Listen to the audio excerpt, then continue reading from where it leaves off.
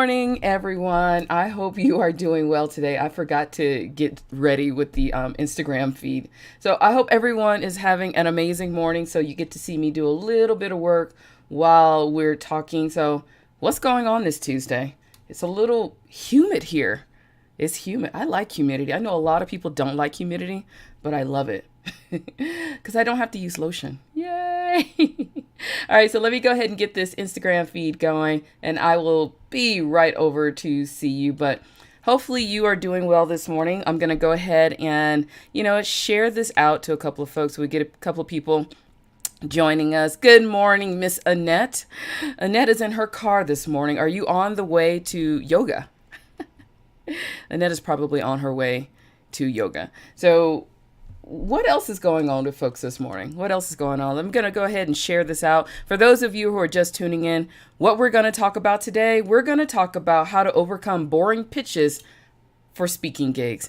I'm going to tell you a story of how I am pitched quite often, and I'll kind of give you some insights on how I pitch for speaking gigs as well. Now, for most of you, you probably don't know this. I am a speaker coordinator here in Denver, Colorado for quite a few amazing organizations. And so I kind of see this a lot. So we're going to talk about it. Now, if you have no idea who I am, I'm popping up in your feed and it feels like I'm already talking and you don't even know what's going on.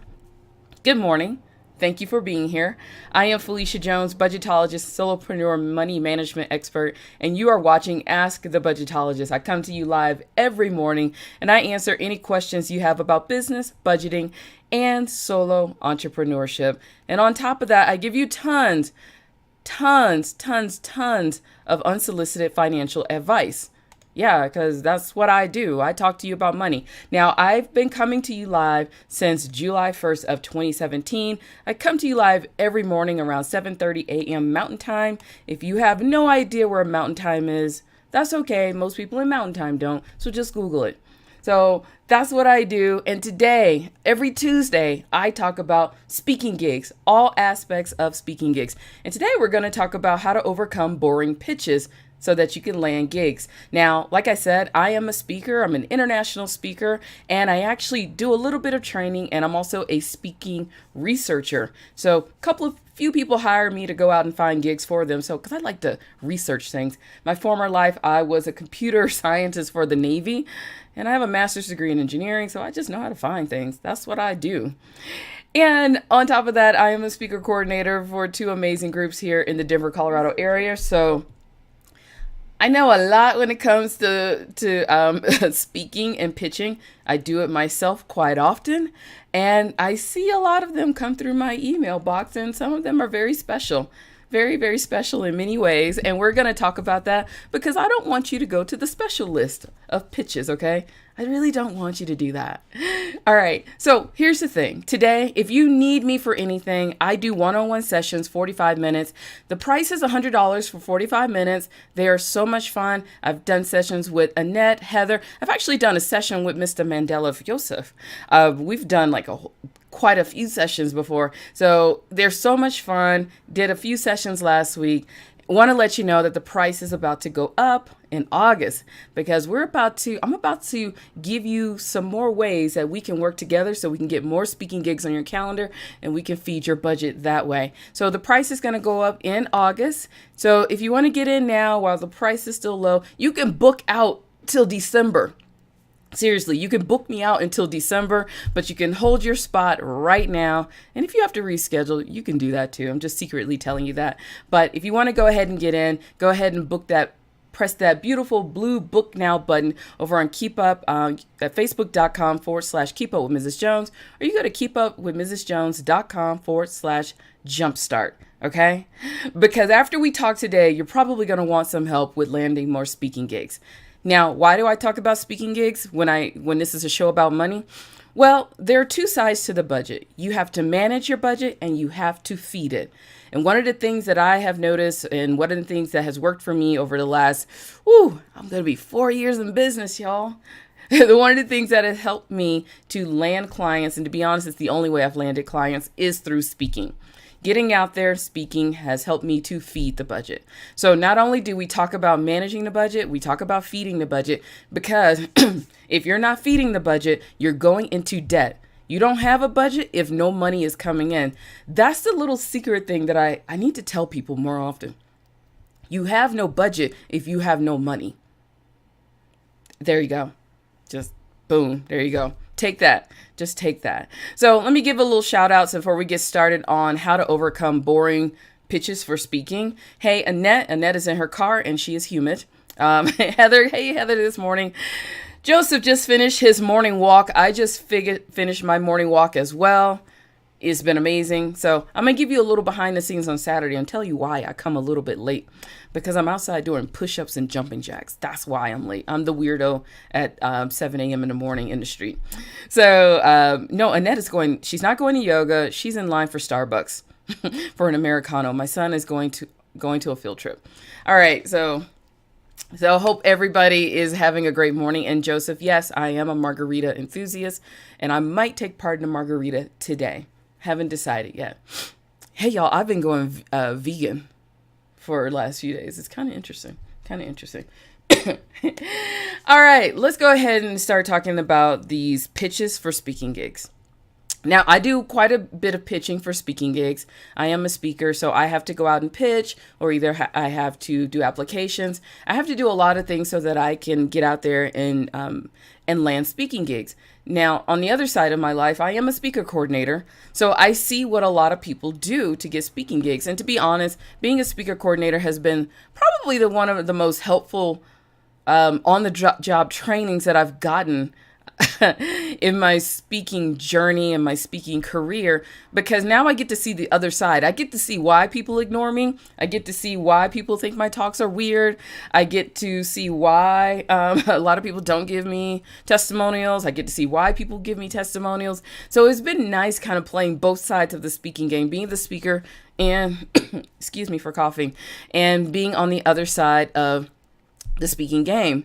And what I've noticed is that boring pitches don't get you booked. That's it.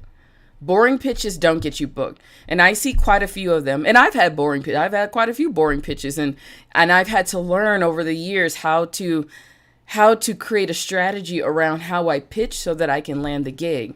And one of the things that happens with a lot of us speakers is that when we wake up one magic morning and decide to be a speaker, we go work on our talk. When sometimes you need to work on how you're going to pitch. Don't do the talk yet until you kind of get a date on the calendar. Hey, Liz, how you doing this morning? It's been a while. And so this is what I see a lot of being a speaker coordinator, people who send over pitches that are just kind of weird. So I'm going to give you the story of one pitch that was weird. And I've told you this, you got to be a little bit, you got to work the balance between being annoying and aggressive with going after what you want, but also you just can't be boring. Your pitch can't be boring. So a few months ago, I met a young woman, and she wanted to speak. So she met me in person, and she was like, and she kind of jumped all over me a little bit. She was kind of a little too aggressive, and she was like, I really want to speak for your group, and blah, blah, blah, blah, blah, blah, blah, blah. Okay, that's cool. So the next thing, she came to see me speak. And that was fine. She signed up to work with me. She signed up for like a little discovery session. Like, I'm really interested in your work. And there you go. And when we get on the phone, she asked me like 2 questions about what I do. And then she went into pitching about herself. And one is, I'm not going to tell you it's a boring one. It's a more aggressive one. But, I'm one of those. I'll listen. And to be honest, what she was talking about wasn't very interesting. And it was like, one of those, how to live your best life. And I help you learn how to wake up in the morning and do all these things that'll make you great. And it's like, yeah, that's kind of boring. Yeah, sorry. That's a little bit boring. And to be honest, if you had done a little bit of research, you would have figured that the groups that I book speakers for, we've already done that talk. So I'm going to give you some tips on what you need to do so that you can overcome these boring pitches. And I was like, we've already done that talk, and, it's okay. So next thing you know, I get 5 emails in a row. 5 emails about how your life is so, how we can all have better lives and blah, blah, blah, blah, blah. And it's just like, okay, sweetie, your talk is just boring. It's just not interesting enough to me. It's not connecting with me. And then I meet her in person and she does the same thing. And it's like, okay, I'm sorry. you're just pretty boring. And I've seen other talks, and here's another one. I get this one all the time where somebody sends me an email. Hey, speaker coordinator, I really like your group. My talk is amazing. I have traveled all over the world. I quit my job. I do this. I coach women. I coach women to live their best life. I am amazing. I did this. I was on TV. Okay, kind of boring, because all I heard in the first 3 sentences was I. In the first 3 paragraphs, it was all about I, which is you. And I was like, okay, it has nothing to do with me. And, and it's just, and I get these titles of how to live your best. And I'm picking on the people. I'm sorry. If you have a title of how to live your best life, here's the thing. Only Oprah Winfrey can get away with that title right now because she has celebrity to back it up. You, me, because we're just regular folks and we're still trying to get out there and and how to, and we're still trying to get out. I saw something, that's why I'm laughing. And we're still trying to get out there. You can't get away with how to live your best life, how to power up your exercise. I'm sorry, you're gonna have to go with something a little bit more interesting for people to stop and read. Now, one of the best examples I always say is that, I just got rejected from a TEDx talk, and that's fine. You just keep going until it makes sense. That's what I've done with a lot of groups. I keep pitching, I keep submitting until I figure out what kind of title that they're looking for. And I had a friend who got rejected, and I saw the stats. They had 1,400 people send in titles and overviews to talk. And here's the thing. If 1,400 people are submitting, if 1,400 people are sending emails, you better have something that will stand out. You better have something that will stand out. So, here's something, that I've done. I used to do how to be uber successful with managing your money. To me, that's just freakishly boring. It's like, okay, how to budget and have a great life. To be honest, I used to have that talk. And what a lot of people would do, I had someone who called me and were like, well, your talk isn't really getting people to come to our event. So we're going to have to change it or something because it's not that good. And it's like, wow. And I've been rejected because the talk is like, well, we don't really want to learn about accounting. You see what's going on? Because you have talks that are not specific enough. Your titles and your overviews aren't specific enough. One, people aren't reading your email. People are like, yeah, you're an accountant or some type of financial advisor. Yeah, we don't want to hear about all that kind of stuff. So you're going to have to stand out. One of the last talks that I pitched, was hold on. It was a badass boss babe's guide to a budget. Now, it just sounds fun because I can't say it enough times in a row. It just sounds fun, and it just sounds a little bit more interesting. How to power up your budget and be successful with managing money. Yeah, that's kind of boring. I wouldn't even read that email because it's like, I don't really want to hear about accounting. But the badass boss babe thing, it's like, all right, that's kind of cool. Like, what is this about? Because at least I'll open up the email. All right, I'll read your overview, and the overview is equally exciting. Then okay, let's talk. Because typically, your talk. I'm gonna tell you something. So remember this, people. Your talk and your overview when you're pitching kind of gives a little bit of a reflection of the type of person you are. So anyone who can come in with, man, here's a badass boss babe's guide to get off the couch and kick butt, it's like, okay, this person just sounds like fun. But when it's like how to meditate through your morning and power up your yoga, it's like, oh yeah, a little too serene for me. Little, and this is where you have to do the research on your speaker coordinator because you can get them to open the emails. For me, I'm not really that serene right now, but it's like, Tupac's Guide to Business. Okay, I might book you because that sounds, you're going to be talking about Tupac. Okay. Now, I'm giving you all some extremes. I'm giving you very, very extreme things. Now, if none of these things are you, don't use them. But I'm just kind of giving you an idea of when someone is getting a bunch of emails from people who want to speak, you're going to have to do something that will make them want to open up your email. You're going to have to do something that'll make them read past the first 2 sentences. And you're going to have to do something to make them hit reply back and like, this is interesting, let's talk. That is your goal as a speaker, okay? Is to get them to say, this is interesting, let's talk. All right. So if any of you have any questions, go ahead, pop them down in the comment box. I'm going to answer them because I've been talking and I've been giving you some extremes. I've been giving you extremes, but what I want you to just pay attention to, look at the context of what I'm saying, read in between the lines and look at your talks and figure out a way that'll get somebody to read. And it doesn't have to be like shocking talks, but it has to be something that is needed inside of that group. If it's something that is desperately needed, then that's what's going to get them to open up the email. Now, my little secret sauce is that I know I talk about budgeting a lot. I talk about money a lot. And a lot of organizations don't get people who talk about money. And because I come at it at a different way, it's like, okay, this is interesting. Let's talk about it. Okay? So Annette is, she's kind of giggling and saying, and how do you call those titles? Fluffy or something else funny you described? You know, a lot of people, you'd be surprised, Annette, a lot of people have fluffy titles that aren't very specific. And I don't want to pick on those of you who do have fluffy titles or, you know, or if you're a self-identified fluffy person, that's okay. But what happens with sometimes the fluffy titles, as a speaker coordinator, I don't know what you're talking about. And sometimes I only have a few minutes or a few seconds to glance because that's how I'm going through my email box.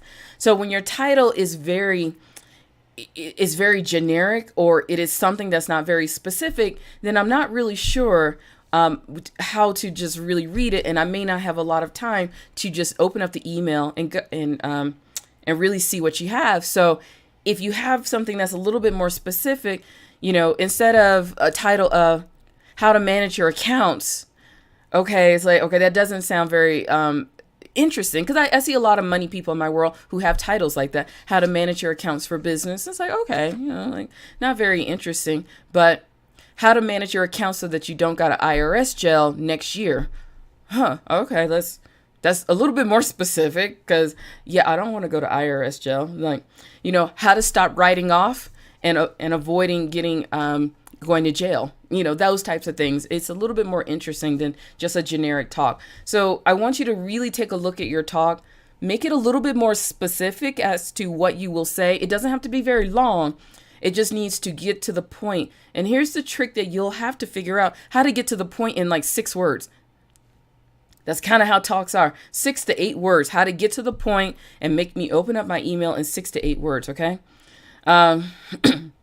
So there's a whole lot of talk about people going vegan. Annette is suggesting possible talk, how to budget to look cute at a conference. You'd be surprised, Annette, when somebody has a talk like that, it does make me want to open up the email because 1, I go to conferences. 2, I'm part of an organization where people go to conferences. 3, on the secret down low, most of the people in the audience want to look cute. And if you threw in how to budget to look cute at a conference and land clients, even better. Because now it's like, so I get to go to the conference, I get to land clients, and I get to be on a budget and look cute. Okay, this could be an interesting talk, but what it signals to me as a speaker coordinator is that it could be a fun talk. Like, this is probably a fun person that's going to talk about something a little bit more interesting. At this point, I'm going to read the overview. And the other thing is, I will go to your website because I want to see what you do. Here's the thing. When you are pitching, your goal is to make them open up the email, make them read past the first 2 sentences, get them intrigued enough to read the entire email, and get me intrigued enough to click and go check out your website. And your final goal is to get me to reply back and say, this is interesting, let's talk, okay? That's your goal. That's your goal, is to get people to do those steps. If you're like me, as a speaker coordinator, if I just read through the first 2 sentences and shut the email, you probably have lost me. You may have to kind of do a few more follow-ups for me to get a little bit more interested in what you're saying, okay? Heather is thinking, Heather has a talk. I'm thinking about creating a talk called Stalking for Profit. It's all about voice of customer data mining. Stalking for profit. Put a few more words in it, or put a colon. Here's what you're going to get out of it. Just so that you don't trigger some people, Heather. That's all. I like the topic because it's just like, what in the world are you talking about? Because that will get me interested enough to open up the email. But maybe put another word or two just so that people don't get triggered. We are in a day and age, Heather, and you know this as a copywriter. We have to mind our words, and mind our words. But I do like to talk about it, but just put a colon, how to do business stalking for profit. I don't know, something like that, but just kind of, don't like stalking for profit. Like, oh my gosh, we want to be clear on our business and what our business is not. That's what I'm trying to say there. So Annette is saying, so specific and intriguing, that will solve a challenge for the group you're speaking to. Yes, very specific and intriguing. When you kind of build up yourself in the beginning, it does need to be very specific and intriguing for that group. Until we can get to mini Oprah status where we can go back to a more fluffy title that's a bit more motivational, then we can get into that. But at this moment, when you are reaching out to speaker coordinators for networking groups and meetups and things like that, all you have probably is your title and your overview and that email. And so it's going to have to be very specific to that group.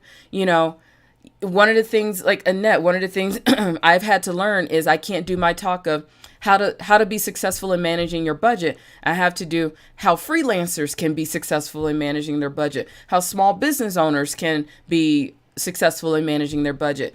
When you're going for groups that I have gone for, and for what many of the groups that you all want to go for, you want to be very specific to that group. Use their words. This is why I tell you to research. Use their words, and then incorporate that into the overview, because if all you have is an email to pitch someone, that's all you have, and you're going to have to get them to read, okay? But if you're very specific in that title, it could work. Now, as we grow as a speaker, then we can get a little bit less specific, because now we've built some credibility, and now people can go and look at us on our, hey, Rachel, how you doing? People can go look at our website, and we can have the proof, that the social proof that, okay, this person knows what they're talking about, and we can have them come in and talk to our group. So yes, when you're pitching, sometimes you want to be very, very specific to that group, okay? Very specific. So one of the talks that I'm doing for FinCon is how to land your next 21 speaking gigs. That is very specific. It's a how-to talk, but it is very specific. I could have gone with landing speaking gigs 101. Okay, it's interesting enough, but it's very specific, because now I'm telling you exactly what to do to land your next 21. This is your next 21, because now, we all like measurable things. We like measurable things because that's how our brains work. Because now if you go to a talk, landing speaking gigs 101, you might get very overloaded. To me, it signals I'm going to get a lot, and it's going to be very basic stuff, versus my next 21 that's very specific. So I'm bringing pen and paper because I want to get my next 21 gigs. And I just did a talk of how to land your next 5 gigs. And I pitched 2 titles to this person: how to build authority through speaking, and the other one I pitched was how to land your next 5 speaking gigs. Instantly, she chose the next 5 because it's very, very specific, especially for certain groups that you're trying to get in front of. Okay. So Heather's saying, LOL, gotcha. Yeah, you got me, Heather, on the stalking for profit. I do like it though. Do your research on your speaker coordinator. Some speaker coordinators will be like, no, I don't like that title. People like me, like, oh, heck yes, because I want to know exactly what you're talking about. Do your research on your speaker coordinators, okay? For the groups that you're going after, if you're going after corporate things, you're going to have to do things a little bit differently. But when you're going after entrepreneurs, networking groups, meetup groups, and things like that, you have the ability to figure out who your speaker coordinator is and you can woo them. Okay. That's how it works. So Annette just said, I just got an email from someone who wants to be a guest on my podcast, and the way she framed her email and her subject matter got me to check out her site. Plus, she offered me something. It was all about the end result. Ooh, that's actually a good pitch. In your pitch, you got to be useful as well, especially when we are just making connections. If you're trying to go out and pitch for podcasts, this works as well. You know who the podcast person is. Be useful. And that's why the email can't just be, I am great. I'm Phylecia. I'm cute. I have hair for the summer. I do amazing things. I travel around the world. I have an Instagram account. Yeah, don't do that. What you would do is that you would go and pitch someone like an Annette or like a Heather, like, oh my gosh, I've really been listening to your show. It's great. I really loved episode 402 where you talked about this. And I have some very intriguing insight into that because I lived that life, and I would love to come on your show and talk about it. If you're interested in seeing a bit more, here's a link to my website where I tell the whole story based on what you talked about. And also, I know some people who live next to you. I would love to introduce them to you because I think what you do is amazing and I want to make an introduction. See? I don't know what I said. Don't get me to repeat it. But if you do something like that, now someone like an Annette, she could be like, okay, this is kind of cool. 1, they were helpful. 2, they listened to my show. 3, they said they loved me. That's all we're really wanting to hear in our emails. They said they loved me. And then 4, interesting enough, she referenced a show that I talked about that made me want to go and click on her website. And so now I'm going to send that email back. And what I'm sure Annette did is like, I'm intrigued. Let's talk. That's what you want to do, especially if you're going after podcasts, especially if you're going after podcast interviews, because what a lot of people are doing, they're hiring VAs and you do these copy and paste emails. And you know, I can sniff a copy and paste email from a mile away when there's a bunch of I's, when you don't mention my name, when you don't really reference anything that the organization talks about, what the organization does, especially when you say, I love your organization. I love that you empower men and women. Okay, our organization is all women. Okay, that means you didn't do your research. So you got to really pay attention to these things, okay? Got to really pay attention. Hey, Rachel. So Rachel's saying, so timely. I have a few pitches coming up. Thank you. You're welcome, Rachel. So if you ever need any help with that, Rachel, just let me know. Put your comments down in the comment box. Let me know. Over there on Instagram, late nights, early morning. How you doing? And Miss Autistic Travel Goddess, 2 people that you all should follow over on Instagram. So Shalise, how are you all doing this morning? Today we're talking about how to overcome boring pitches for speaking gigs. Because a lot of people are doing a lot of boring pitches. I am a speaker coordinator for 2 amazing groups. I've been a speaker coordinator. It'll be my 3rd year, and I'm actually about to step down from one and probably going to be stepping down from another one next year. But I've learned a lot. And if I could help you in any way, if you need to book a one-on-one session, go to keepupwithmrsjones.com/jumpstart. I have seen the ins and outs of everything when it comes to pitching, and I've done it all. I've kissed button all. So whatever you need to do, that's what I'm pretty good at, is helping you form the pitch strategy, whatever it takes to get in front of this person. Because remember, if all you have is an email, and an overview, your goal is to get them to open the email, get them to read past the first few sentences, get them to read the entire email, get them to be intrigued enough to click on your website. Please put your website link in there somewhere, to click on your website.